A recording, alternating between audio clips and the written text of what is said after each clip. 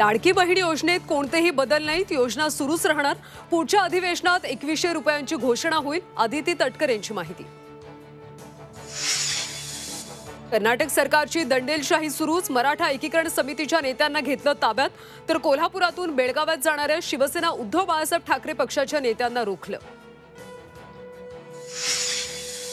बेळगाववर कोणत्याही राज्याचा अधिकार नको, केंद्रशासित प्रदेश करा, आदित्य ठाकरे यांची मागणी। राहुल नार्वेकर दुसऱ्यांदा विधानसभेचे अध्यक्ष, एकमतानं निवड। फडणवीस आणि शिंदेंकडून नार्वेकरांवर कौतुकाचा वर्षाव, तर अध्यक्ष निवडीवर विरोधकांचा बहिष्कार।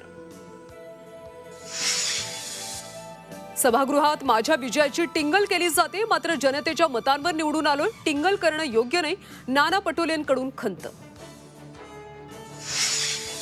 शिवसेना आमदारांची आज महत्त्वाची बैठक, एकनाथ शिंदे करणार मार्गदर्शन। बैठकीत हिवाळी अधिवेशनाबाबत दिशा ठरण्याची शक्यता। वक्फ बोर्डाच्या वादामध्ये राज ठाकरेंची उडी, वक्फ बोर्डाच्या सुधारणा विधेयकाला विरोध करण्यासारखं काहीही नाहीये, राज ठाकरेंची आक्रमक भूमिका।